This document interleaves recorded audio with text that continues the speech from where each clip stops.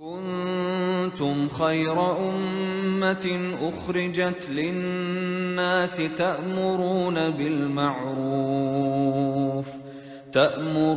بالمعروف وتنهون عن المنكر وتؤمنون بالله. السلام علیکم ورحمۃ اللہ وبرکاتہ. جب کبھی اسلام کی دعوت کو غیروں تک پہنچانے کی بات آتی ہے، بعض لوگ کہتے ہیں کہ بھائی اپنے ہی لوگ سیدھے نہیں ہیں، کیسے کب ہم دوسروں کو تک جا کر پہنچائے، پہلے اپنے لوگوں کو سنبھالو، پہلے اپنے لوگوں کو سیدھا کرو، پھر اس کے بعد دوسروں تک جائیں گے. یہ ایک شیطانی وسوسہ ہے. میں یہ سوال کرتا ہوں کہ اپنے لوگ کب تک سدھریں گے؟ کوئی ٹائم ہے اس کا؟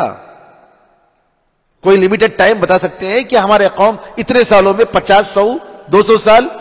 قیامت تک ہم کوئی گارنٹی نہیں دے سکتے. یہ سرزمین فتنہ اور فساد کی سرزمین ہے، یہ گناہوں کی سرزمین ہے. یہ فرشتوں کے لیے نہیں، انسانوں کے لیے بنی ہے. یہاں انسان فرشتے نہیں ہو سکتے. غلطی ہوگی، ضرور ہوگی. صحابہ رضی اللہ عنہ اجمعین ان لوگوں میں بھی غلطی کرنے والے تھے، گناہ کرنے والے تھے. تو یہ کہنا کہ ہماری قوم پہلے سدھر جائے پھر دوسروں کو دعوت دیں گے، یہ بہت بڑی غلط فہمی ہے، ایک دھوکہ ہے. میرے بھائیوں، ناظرین کرام، اگر اپنی قوم کی اصلاح چاہتے ہیں تو غیروں میں بھی دعوت کا کام کرو، خود بخود ہماری قوم سدھر جائے گی، اصلاح کا کام ہوگا. یہ دونوں کام برابر برابر چلنا چاہیے.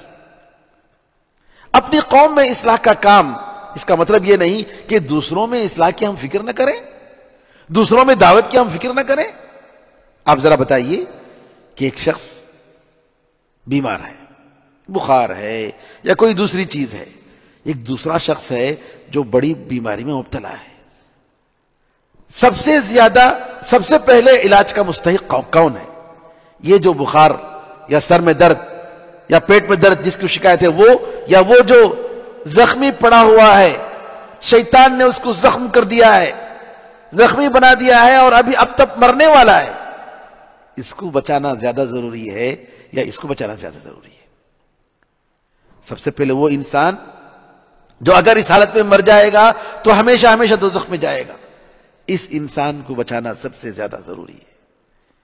میرے بزرگوں، ہمارا فرض بنتا ہے کہ ہم اپنوں اور غیروں میں دعوت کا کام کریں، دعوت کا کام مسلسل کریں، اپنا مشن بنا لیں، زندگی کا مقصد بنا لیں اور اپنا اوڑھنا بچھونا بنا لیں. اس کی ہم فکر کریں، اس کے لیے پلاننگ کریں. میں دعویٰ سینٹروں کو دعوت دیتا ہوں، اس کے ذمہ داروں اور علماء کرام کو میں یہ دعوت دیتا ہوں، غیر مسلم، غیر لوگوں میں، اپنے لوگوں میں دعوت کو، اسلام کی تعلیمات کو صحیح طریقے سے پہنچانے کے لیے ہر ممکن وسیلے کو استعمال کریں. سب سے زیادہ پمفلٹ. میں یہ پوچھتا ہوں، کتابچہ ہم نے کتنے لوگوں تک پہنچایا اسلام کے بارے میں؟ اسلامی دعویٰ سینٹر کافی سینٹر سے ماشاءاللہ، لیکن اکثر سینٹر ایسے ہیں جن کی دعوت اور جن کی ایکٹیویٹیز، جن کا کام صرف اپنوں میں محدود رہتا ہے یا اکثر حصہ اپنے لوگوں میں رہتا ہے. میرے بھائیوں، ہمارا کام ہے کہ ایسے وسائل، پمفلٹ، کتابچے اور اسی طریقے سے جو بھی کیسٹ، ویڈیو کیسٹ، چھوٹے چھوٹے ویڈیو کیسٹ کے کلپس ہم لوگوں تک پہنچائیں.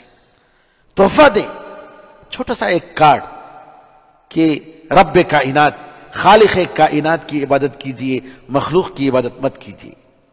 ایک کارڈ، اس کارڈ میں آپ نے ایک جملہ لکھ دیا، یہ سوال آپ نے کر دیا، کیا اس دنیا میں ایک سے زیادہ خدا ہوتا تو یہ دنیا امن و سکون کے ساتھ چل سکے گا؟ جی، یہ سسٹم باقی رہے گا؟ پھر اس کے بعد آپ مزید معلومات کے لیے آپ فلاں صاحب سے مراجعہ کیجئے، فلاں سینٹر سے. ایک کارڈ، ایک ملاقات میں اپنے کسی آدمی کو دے دیا، مسکراتے ہوئے. ہو سکتا ہے کہ وہ ایک کارڈ ذریعہ بن جائے لوگوں کی ہدایت کا، اس کی ہدایت کا، اس کی جنت تک پہنچنے کا. لیکن ہم نے کبھی کوشش کی؟ اللہ تعالیٰ سے دعا ہے کہ ہمیں اس کی توفیق عطا فرمائے اور ہم سے قبول فرمائے. السلام علیکم ورحمۃ اللہ وبرکاتہ.